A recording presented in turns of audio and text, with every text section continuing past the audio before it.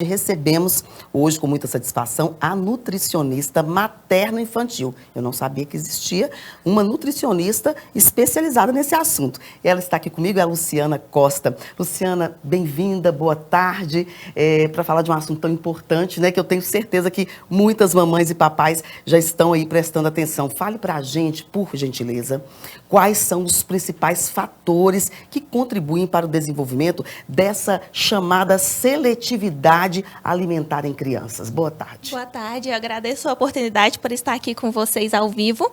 E hoje eu trabalho especificamente com esse público. Então, chegam muitas crianças e muitas famílias que não sabem como lidar com essa situação. Antes, a gente tinha aquela questão, deixa com fome que come. Mas não é assim que acontece na realidade. E por que uma criança é seletiva? Existem algumas causas, grandes grupos. Causas orgânicas, por exemplo. Essa criança sente dor ao comer. Então, ela tem um desconforto e não sabe explicar. Então, a comida causa um refluxo, tem uma doença que é chamada esofagite eosinofílica, que é difícil o diagnóstico e a criança sente muito desconforto. Então, ela relaciona a comida com dor e não quer comer. Ou aquela criança que tem intestino preso. Então, comer, ela vai precisar ir ao banheiro e também causa dor. Então, ela não quer comer. Então, a gente tem essas questões, tem questões sensoriais. Então, a criança ela não consegue ficar com a mãozinha suja, a roupinha suja, pisar na grama, pisar na areia. Então, essa criança tem dificuldade com o sensorial. O toque, o olfato, o paladar, a audição. E ela vai interferir também na alimentação dessa criança. E também causas comportamentais. Então, aquela criança que por algum motivo quer chamar a atenção dos pais, pais separados, alguém da família morreu, mudaram de cidade. Então, existem várias causas e a gente tenta descobrir o porquê. O assunto é bem mais complexo, minha gente, do que nós imaginamos. Agora, como os pais e os cuidadores podem lidar com a recusa de alimentos por parte de crianças seletivas, sem causar, assim, tanto estresse e desgaste mesmo nesse momento tão precioso que é o momento das refeições? Sim, acho que o principal ponto é o pai e a mãe definir o papel deles, né? Que a gente não pode obrigar a criança a comer, a gente não pode chantagear para que a criança coma e a gente também não pode deixar com fome. E o pai e a mãe ficam aí eu vou fazer o quê então? Então a gente precisa entender o que fazer. Então o primeiro ponto é a rotina. Né? A gente tem a divisão de responsabilidades. Então, pai e mãe definem rotina da criança, horário para dormir, para acordar, para ir para a escola, para comer, para fazer atividade da escola, atividades extras. Então, o primeiro ponto é definir rotina. É muito importante definir rotina para uma criança. E entender que a criança vai comer se ela estiver com fome e a quantidade é ela que vai definir também. Acho que é o ponto mais difícil para a família, entender que a quantidade não é pai e mãe que define, é a criança que define. Não, essa eu não sabia. Fiz errado a vida toda.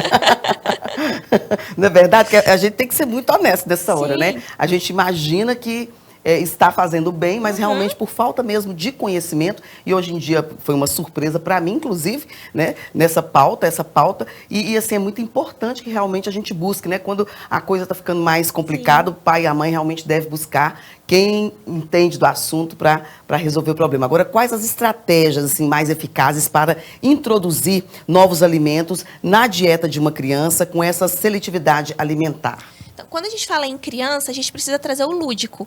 Então, a criança, se ela não consegue tocar no alimento, ela não vai comer esse alimento. Então, o primeiro ponto é a criança conseguir interagir com esse alimento. Tocar, cheirar, dar beijinho, pegar na mão. Então, trazer o alimento para brincadeira. É outro ponto que a gente muda, né, de um pouco atrás, não podia brincar com a comida.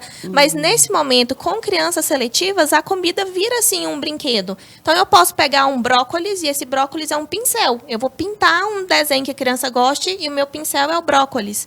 Eu posso pegar uma batata e fazer um carrinho. Antigamente tinha o carrinho de manga. Então a gente vem trazendo assim a comida para brincadeira, para o lúdico, porque se essa criança consegue tocar, consegue beijar, consegue sentir o cheiro, ela vai conseguir comer. Sem isso ela não consegue. Olha para você ver, gente, mais uma novidade. E em que momento, né, a seletividade alimentar deve ser motivo de preocupação médica e como ela pode impactar, né, no desenvolvimento nutricional da criança? Então, tem alguns pontos. Algumas crianças, elas vão ter dificuldade para o crescimento, então elas não vão crescer como elas deveriam ou não vão ganhar peso como deveriam. E outras crianças, ao contrário, vão ganhar muito peso, porque elas estão com excesso de alimentos que não são legais. Então, ela está ganhando muito peso à custa de alimentos hipercalóricos não saudáveis. E a gente tem outras deficiências também, deficiência de ferro, vitamina D, vitamina B12, que a gente precisa ficar atento. Olha, agora uma pergunta bem interessante. Olha só, de que forma os hábitos alimentares dos pais influenciam a seletividade alimentar das crianças? Conte para nós. Então, hoje a gente já sabe que desde a gestação a criança já sente sabor e cheiro. Então, o paladar da criança começou a ser formado na barriga da mãe e não quando essa criança foi exposta aos alimentos. Então, lá com 18, 24 semanas, a criança já tem esse contato, ela não sente exatamente o mesmo sabor, mas ela já sente algumas coisas. Foi feito um estudo com bebês no útero da mãe e quando a mãe consumia cápsula de couve por ser mais amarga, o neném fazia careta e cápsula de cenoura, ele fazia uma carinha feliz porque é docinho. Então a gente começou esses estudos lá atrás e vendo que começou ainda na gestação. E aí a gente vem para a amamentação. O que a mãe come vai passar para o leite. Né? E a rotina de casa, o pai faz parte. Então a criança está vendo o pai comer. Então fica muito assim, não, o neném está na sua barriga, o neném está no seu peito, mas não, ele está vendo o pai. Então o que é que meu pai come? E a gente chega na introdução alimentar. Então, muitas vezes, os pais se preocupam muito com a introdução alimentar e fazem uma introdução muito legal, muito variada, mas os pais não comem as verduras, os legumes e as frutas. A criança chega ali 1 ano e meio, 2, ela começa a escolher. E se meu pai não come, eu também não vou comer. Então, Exato. O pai é exemplo. Espertos, eles são demais. Demais. Tipo assim, faça o que eu falo, mas não faça o que eu faço. Justamente. Não é mesmo? E para saber mais sobre o seu trabalho aqui em Paracatu, como as pessoas te acham? Então, meu Instagram é @lucianacosta_nutriinfantil. Hoje eu atendo no consultório, em 2 consultórios, no Instituto Nutri e na Clínica Integrar. E aí lá no Instagram tem todos os contatos e todas as informações. Nossa, muito obrigada. Foi valiosa a nossa conversa, né? Uma conversa, assim, superficial, para realmente introduzir o assunto, para a gente poder buscar mais. Está convidada a voltar, viu? Porque obrigada. É um assunto complexo. Com certeza tem muitas dicas, muitas informações que a gente pode passar aí para os pais e também para os cuidadores, né? As escolas hoje se preocupam muito com essa questão nutricional, não é mesmo, Sim. Luciana? As escolas, elas têm olhado melhor, né, para isso. Então, em escolas públicas, hoje a gente tem as nutricionistas dentro da escola que vão cuidar do cardápio. É proibido venda de industrializados dentro da escola. As escolas particulares também cuidam desse lado. E muitas fazem aulinhas de educação nutricional. A gente também faz esse tipo de trabalho.